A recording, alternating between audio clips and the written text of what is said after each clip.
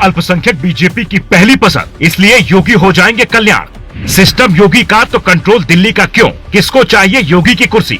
इस कहानी की शुरुआत 2022 के चुनाव से होती है। योगी अयोध्या से चुनाव लड़ने की इच्छा जताते हैं, लेकिन योगी को गोरखपुर से चुनाव लड़वाया गया। बीजेपी में राम मंदिर के नाम पर क्रेडिट लेने की होड़ मची रही। चंपत राय और नृपेंद्र मिश्र पर यकीन मोदी शाह ने किया। उन्हें राम मंदिर के ट्रस्ट में अहम भूमिका दी गई। अब जब चढ़ावा चोरी का मामला सामने आया तो ये योगी की असफलता जोड़कर उनके अपने ही प्रचार कर रहे हैं, जबकि सच कुछ और ही है। योगी आदित्यनाथ के पास ट्रस्ट का कंट्रोल नहीं है, क्योंकि प्रशासन के पास ट्रस्ट में दखल का अधिकार नहीं है। अयोध्या में योगी सरकार ने सिर्फ मंदिर परिसर के लिए कई अधिकारी तैनात किए, लेकिन वहां सबसे बड़ा अधिकारी बना ड्राइवर टिन्नू यादव। 800 पुलिस कर्मियों की तैनाती अयोध्या राम मंदिर में की गई, लेकिन कंट्रोल ट्रस्ट का था। वहां अधिकारी भी अदने से ड्राइवर टिन्नू यादव का आदेश मानने को मजबूर होते थे। ऐसा इसलिए क्योंकि टिन्नू पर चंपत राय का हाथ था। चंपत राय पर नृपेंद्र मिश्र का पूरा आशीर्वाद था। नृपेंद्र मिश्र मोदी सरकार में सबसे खास अधिकारी रहे। उन्हें राम मंदिर निर्माण की जिम्मेदारी दी गई। उनकी निगरानी में टीम बनी, लेकिन सारा आरोप बाबा पर क्यों मढ़ा जा रहा है? क्या सरकार योगी की है और कंट्रोल दिल्ली का है?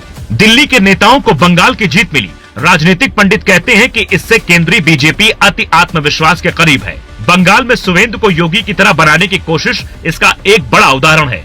कहा जाता है यूपी में अधिकारी 3 खेमे में काम कर रहे हैं, जिसमें एक लखनऊ के नियंत्रण में है, दूसरा दिल्ली की निगरानी में काम को अंजाम देते हैं, जबकि तीसरी तरफ कुछ ऐसे भी अधिकारी हैं जो सपा के इशारे पर काम कर रहे हैं। सवाल है कि क्या योगी जिन अधिकारियों पर यकीन कर रहे हैं वो उनकी आंखों में धूल झोंक रहे हैं? टिन्नू यादव की निगरानी में 60 किलो चांदी मंदिर से गायब हो गई। करोड़ों रुपए का गबन किया गया। यहाँ तक कि श्रीराम को भेंट की गई चरण पादुका भी गायब है।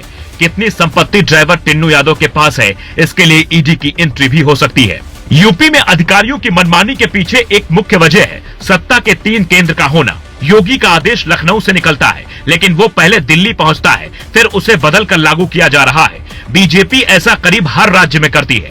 जैसे राजस्थान की भजनलाल सरकार को रिमोट कंट्रोल से चलाने का आरोप लगता है, लेकिन योगी यूपी में किसी रिमोट के कंट्रोल में नहीं है। उनका खुद का कद इतना बड़ा है कि कुछ लोग संभाल नहीं पा रहे हैं। चारों तरफ से योगी पर वार किए जा रहे हैं। कोई योगी की कुर्सी के पीछे खड़ा है, कोई योगी का निगेटिव पीआर करवा रहा है। ऐसी भी चर्चा है कि यूपी में एक जमात ऐसी है जो योगी के खिलाफ पत्रकारों को न सिर्फ फंड दे रही है, बल्कि कई ग्रुप मिलकर योगी के खिलाफ पत्रकारिता में हाथ बटा रहे हैं। तो सवाल है, ये किसके आदेश पर हो रहा है? नाम न छापने की शर्त पर एक बड़े अधिकारी दावा करते हैं कि योगी आदित्यनाथ की सरकार को जरूरत से ज्यादा परेशान किया जा रहा है। ईमानदार मुख्यमंत्री को काम करने से रोका जा रहा है। अयोध्या राम मंदिर में हुई चोरी धड़ल्ले से की गई। पैसा किसके किसके पास पहुंचा, ये जांच का विषय क्यों नहीं है?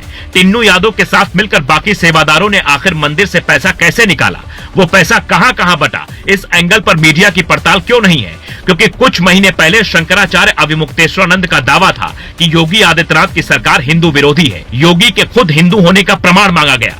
कुछ महीने बाद राम मंदिर की चोरी के बाद योगी की निष्ठा पर सवाल उठाया जा रहा है। पर सच बात यह है कि योगी के सनातन प्रेम पर किसी हिंदू को शक नहीं है। फिर कौन लोग हैं जो योगी को हिंदू विरोधी बताने के लिए कई तरह की साजिशें रच रहे हैं?